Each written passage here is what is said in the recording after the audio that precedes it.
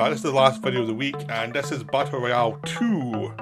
I've already done a Battle Royale unboxing review thing, so of course I'm going to get down to Battle Royale 2, and it has to be what the hell is this, because this is one of the most disastrous sequels around. Although there's a sequel more disastrous I'm going to cover over the next few weeks too. So, it's not the only disastrous sequel I'm going to cover. But this one's a special case. I actually have seen both cuts this now, and I would say that the extended cut is 20 minutes longer is a better version of the film.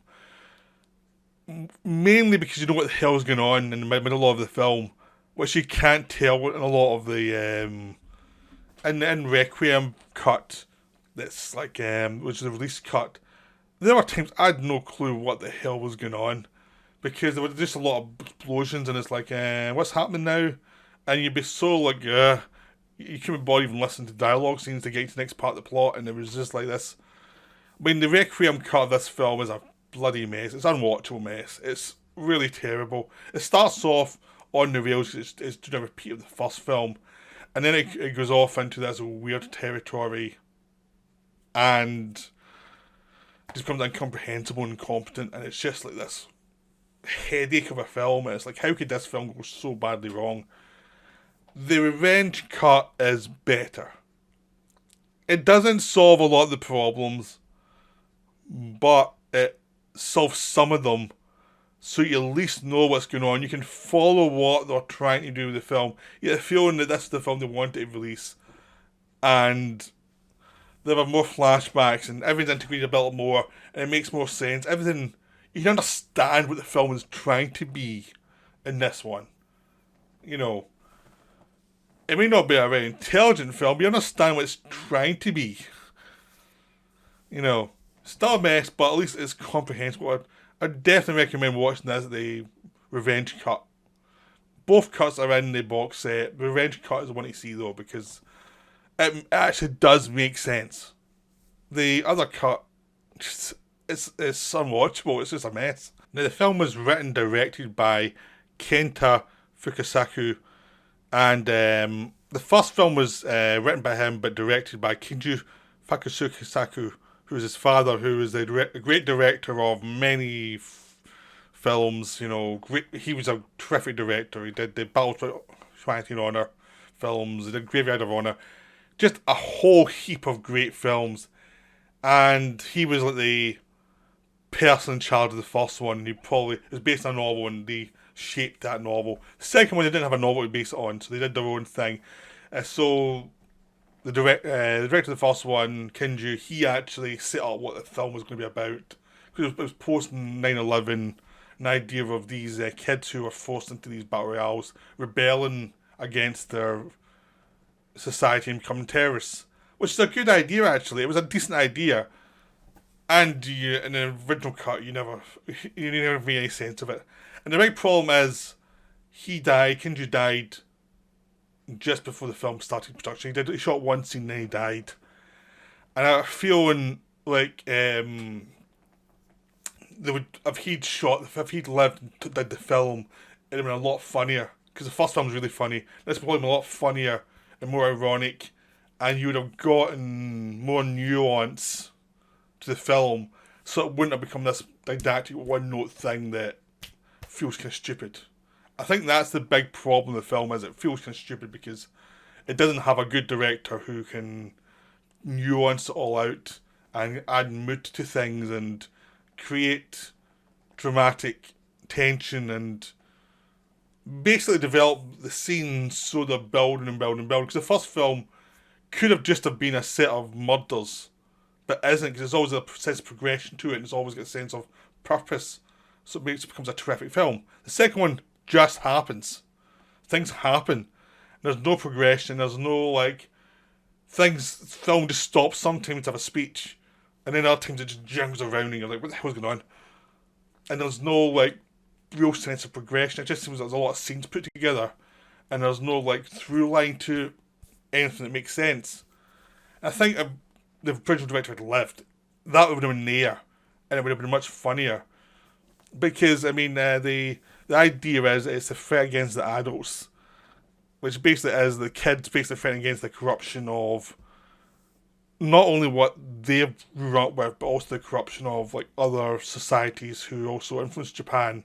And it becomes like, and I think the idea was, what happens if you oppress the children so much that they're going to fight back and become like rebels against you? And these Battle Royales have gone to the next level of you've trained these kids to actually fight.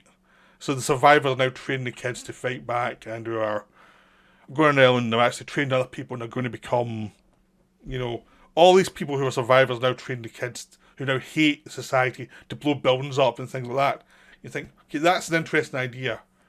And then when you go into this one, the Battle Royale people, schools, are actually getting sent to wipe out the previous survivors of the Battle Royale. So it's basically kid versus kid, and they don't know. And it's just a case of it's basically a suicide mission. Like they're sending kids against kids. And that's really interesting. And it makes more sense in the Revenge cut because there's a bit more space, a bit more time. There's some flashbacks. It makes sense, and you can understand who's who.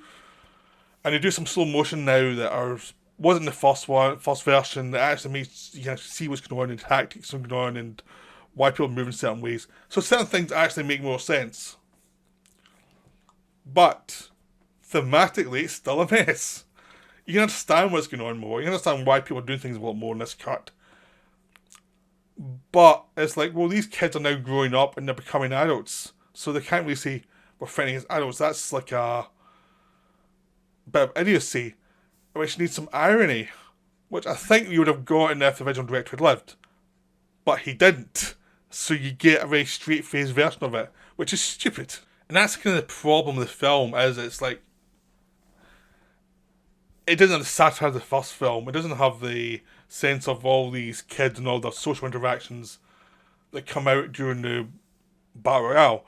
In the second one, they become like almost like machines for the state early on. So you see them getting set up as individuals, then become machines for the state. And you see a few of them step out, but most of them are killed, which is meant by commentary, which would have been a commentary with a good director, because this is a first-time director. He doesn't know how to do it. And also when there's speeches about how the adults have oppressed the kids, it becomes so one-note and so insufferable that it doesn't allow for irony. It does not allow for anything. And the idea that the survivors of the Battle Royales have gone to like Afghanistan and things and learned how to fight, and have now come back and are fighting against this sort of super state of like corporations, doesn't take into the irony of like Afghanistan and all these places have like really bad records of rights for women, and they're sending all these women over there to train, and it's like, that wouldn't work. You do not even, you have a very naive version of this other society that's not real, which needed nuancing.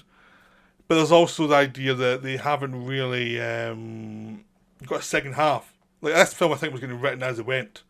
And I think the pressures of that meant that some things became just very simplistic rather than nuanced. Like, okay, you've sent these kids in to kill these other kids. Now what happens?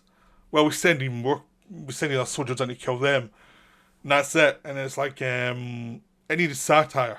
And he does no satire. It just becomes this meat machine of people getting shot and destroyed and brutally murdered in horrible ways, and it just becomes this fight. And the lead character in the first one is depressed and he's moping around a lot, and you're feeling like, again, it would be like, you'd probably get the original director probably get a lot more out of him, and probably have seen that idea like, yeah, he's depressed, but these are all the nuances to it. Instead it becomes, he's depressed, he's boring, and we do have to listen to him. Someone just start to shoot him. Like, they're trying to save his life at the end. You're thinking, why are you trying to save this guy's life? He's boring. And that's a big thing that no cut ever gets around. Is like, your lead character, who they're trying to do this cuts thing with, is boring. There's nothing interesting to say.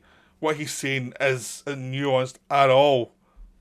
It's better off if they kill him and get someone decent in there. There's that kind of thing. It's like, so they're trying to deal with the idea of what drives people towards being terrorists and be against the state that brought them in, but they don't have the kind of intelligence, haven't developed a script either in a way that actually builds nuances. So it becomes a rush production and a production that just goes for explosions over character. And you feel bad for the actor playing him because you probably tell he's thinking, what the hell am I saying? What is going on? He's just not giving anything, see. I mean, no actor could survive some of this dialogue. He's just giving bad dialogue. It's not the actor's fault. He's just giving trash to say. And just unironic trash because he looks like he's in his 20s. I think he was already in his 20s in the first one. Now he looks much older. And it's like, he's talking about the adults and you're like, you had to find a new nuance here. Beyond just the kids are going to talk about adults, you had to then move the plot forward. And I think it would have been moved forward more if the original director pushing it forward. Said he died, his kid was there, and his kid just wasn't the same talent level. And it just becomes this annoying, grating film. But at least you can tell what's going on in it. That's one good thing. At least I know what the hell was going on. Because if at first I had no clue the second half of the film, it was like, fight scenes are happening. Why? And the Beckham cut's like that. It's like, what's happening? Why? This one, the new cut is like, I get what's happening theoretically, what they're trying to do. They've run out of ideas, but I can tell what actually is happening.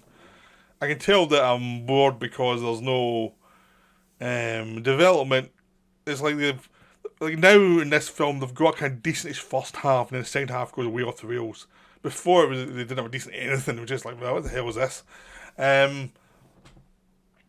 But the best character is the daughter of the teacher from the first one, played by Beat Takano. His daughter's now in the second one. She's went hunting down the lead character who killed her father in the first one, according to her. And she's the best part of the film. Easily the best part. It's the most interesting part. She's the most fun actress in the film. She's the most to do. It should have been about her. The whole film should have been about her. It would have been much more interesting. I mean, it would have been interesting to have the lead from the first one get killed 2/3 of the way through and she took over. That would have been an interesting twist on it. You know, but it just doesn't really have that kind of drive as it goes. It just feels like the exhaustion of having to take over the new film and then having to have the expectations of the old film there. And his father just died. I think the director, I think he's probably just exhausted and he just never could get it together. But it just does not hang together at all, this film. It's just, even the longer cut, there's still so much that it was like, why didn't you just stop and rewrite this? You needed to rewrite the ending. The ending, even in the longer cut, is just a bunch of shooting. And people sacrifice themselves for a character that there's no interest and he has no real point. Because he's just depressed and he doesn't really have a point of view of why he's doing anything. And you're thinking, they're on this island, why are they on the island? Why haven't they just disappeared for a while? Or they're on the island because the plot has to happen, but there's no actual point of why they're on the island beyond the plot has to happen. And it should have been a last stand thing. This is the last stand and they'll die. That would have been interesting, but they'd have to survive in some way. And it's like, you've just taken away the only plot point that could have worked for this. It could have been like, oh, they're all dead at the end. That would have been more interesting. Instead, that would have made more intriguing, tasting idea of what adults do to children. That would have at least have made the point. Instead, they run away. And they go through this tunnel. It's like, why didn't no one know there's a tunnel there? It makes no sense. And it's just like, it's a film that doesn't have the guts of its convictions. It just doesn't have any guts to follow up what it's trying to do. So the film's a complete mess. It really is. It's just a total mess. There's nothing here. There's things there that could have been interesting but weren't. And it's just this thing is like, you can't really defend it. It's like, they set things up they don't follow up on. They aim it towards a conclusion they don't have the guts to do. They don't have develop any characters in a way that's interesting beyond one character. Well, one character's interest in the whole film. And even that's in the extended cut. In the theatrical cut, she's just moody and just like, ugh. In this one, at least you get one character. It's good. But no one has... This was the thing crying out for a World Bunch ending that was utterly brutal and they don't do it. But they're trying to do it, but they don't do it. They don't have the guts for it. It's like, it's just a film that has no identity, and it just like meanders from scene to scene. And again, I was saying when we lost the director, he was good at keeping the point of scenes. Like, this leads to this leads to this. And I think you'd have got that if he was there, and I think you would have got a much darker ending. Because this needed a dark ending. This film needed an ending where no one lived. Instead, you get this really stupid thing set in Afghanistan, and it's like, why is this happening? This is the dumbest part of the whole thing. You know, you're basically you're siding with terrorists, but you're not actually you're saying trying to understand them, but you're not doing it right. You're not actually appreciating the nuances of a culture that led to 9/11. You're doing a kind of cartoon version of it. So that doesn't work. Nothing really works. It's just this thing that maybe someone doesn't quite get his own idea and doesn't know how to develop his own ideas, and it's just an unfortunate sequel, an unfortunate mess. It's a definite what the hell is this, because you can't help but think, well, what happened? Like, why didn't they spend more time developing this? Like, there was something there, but they needed more time. And, you know, if the director of the vision was ill, they should have literally have stopped, got another director, and worked on the script and got it better. That's what they needed to do, and they just pushed ahead and did something that was a mess. So they destroyed their own franchise within 2 films. That's quite amazing how they did that. So apparently did okay, but didn't do great. It was like everyone knew it was a disaster. You couldn't really follow up. It was like it was tainted goods after this film. So what can you do? So I hope you enjoyed this. What the hell is this? This is me for this week, and I'll be back soon with some other videos. Probably more cheerful this week. There's a lot of grim stuff. Right. Bye for now.